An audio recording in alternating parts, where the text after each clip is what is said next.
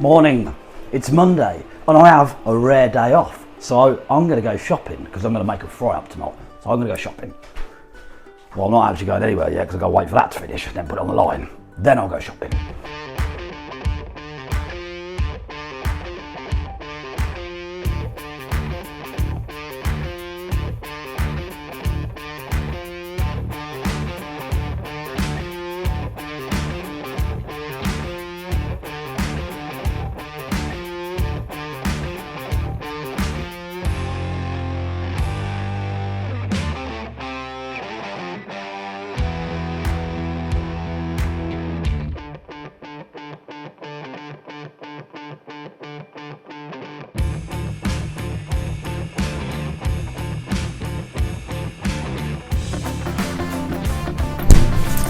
Not actually had a fry up in ages, looking forward to it. Well, actually I did have one in a cafe near where I was working last Wednesday, but I don't count that because it's not a homemade one. So I've gone the full works. We have sausages, or two different kinds of sausages, bacon, eggs, there's going to be fried bread, plum tomatoes, beans, black pudding, hash browns, mushrooms. I forgot the mushrooms.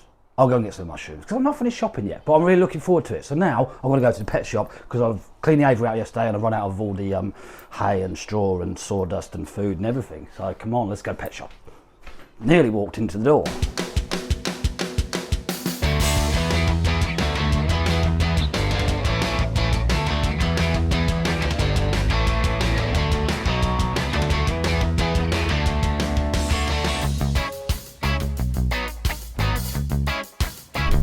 So that is about six times in a row now that I've come to the pet shop and they just haven't got the big Jeff and Johnson's Aviary mix that I like, which is usually about 22 quid.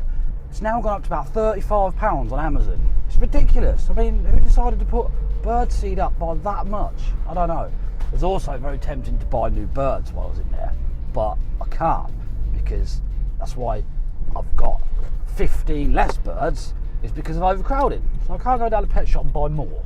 So what I do now is get back, get this stuff sorted out, and we'll talk about what's gone on in the aviary and the lack of birds.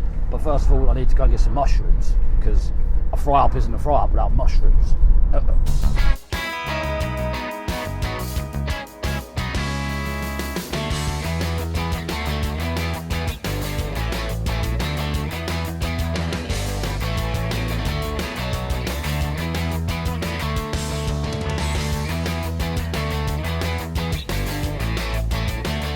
Was actually going to go for a walk because it was nice walking weather this morning, but clearly it's not. It's raining a little bit, we're due more, so I'm not going to put any more washing out on the line. So here we are, right, aviary. So I am 15 birds down.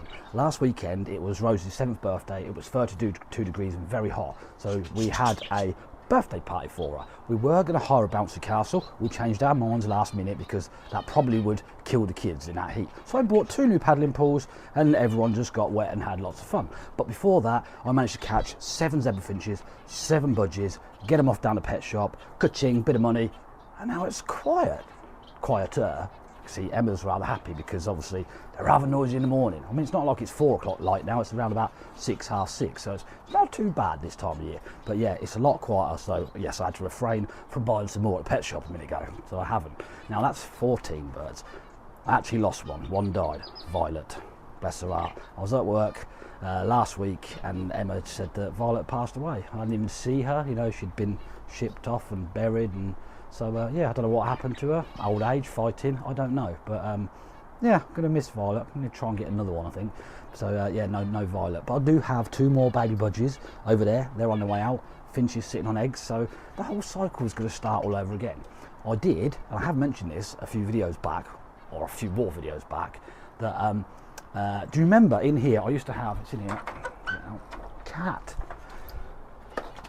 So this was my swingy perch, which I had hanging up in there, didn't I? Now, every now and again, a budgie decided that it's going to pull it and eat it and snap the rope. So probably about 2 months ago, I came out here and I thought, that looks like that budgie's eating the rope. and when I looked closer and went in, it actually somehow got the string, the yellow string, wrapped around its neck, and it was literally flying around with string around its neck. So carefully, very carefully, had to pull it back, snip it. So I've took it out. I will put it back in. I'm going to get some like, you know, little tiny chain wire that you get on like basin plug things, something like that, so they can't chew through it. But yeah, could have been a lot worse if a child had come out and budgie's just hanging there like this, wouldn't it? So yeah, that's where we are with Aviary. Everything else is all right in there, not a problem. I could see an egg down there that's been kicked out by a budgie, which they do quite often. So yeah, I'm not lucky, still lucky. Rabbits are rabbits and cats are cats, which is, well, they're all right actually. In fact, we did lose Tallulah the other day. Last Thursday, she went missing. I think she was gone for 36 hours. Now, she's the one that doesn't come out from behind the sofa, but she started to venture out a little bit. Now, last Thursday, I was working away. Emma had a night shift, so the kids were home alone. When Emma got back in the morning, no sign of Tallulah. She didn't come out for her food. She wasn't in the lounge. I was convinced she's somewhere in the house. So when I got back on Friday and she's still not been found, we searched absolutely everywhere. Searched the sheds, left the door open at night, absolutely everywhere, and just no sign of her, which is really strange. I even went to my mum's house to see if she'd gone back there, but then she's the only one that's not been outside here, so she's not used to the smells and the surroundings. If it was one of the other two cats, I wouldn't be too worried because they've roamed out, but Tallulah's never been out of the house, so it was a bit concerning. I put something on Facebook, no one come forward, and then Saturday morning I was brushing my teeth in the downstairs toilet and I heard this meowing, and I went out and there she was, hidden underneath the laurel bush.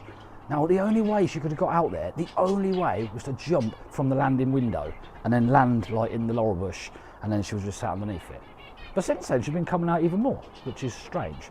So, but she's not actually ventured out yet. And then she goes back behind her sofa. So yeah, but as I say, the other two are absolutely fine. So what I'm gonna do now is pack all this stuff away that I bought, minus the, what do you call it? What am I having for dinner? Fry up stuff. And I'm gonna do that a little bit later on. So I've got 2 hours before I pick the girls up from school. So I don't know what to do now because I was gonna go for a walk, but Mother Nature's not gonna let me walk, are you?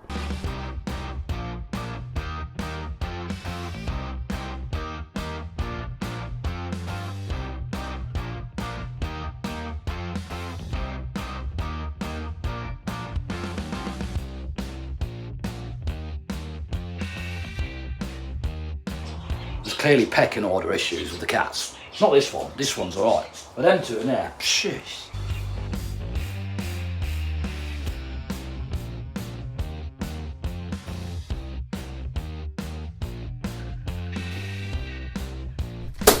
Ah, you pillock.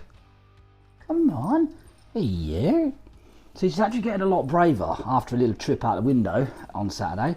She's getting a lot braver. She is fussy, she really is fussy, but she just likes to sit behind the sofa. But like I said, since she jumped out the window on Saturday, she's getting braver. Right, I need to go and pick the girls up from school. Lula, this way. Lula, just come on, just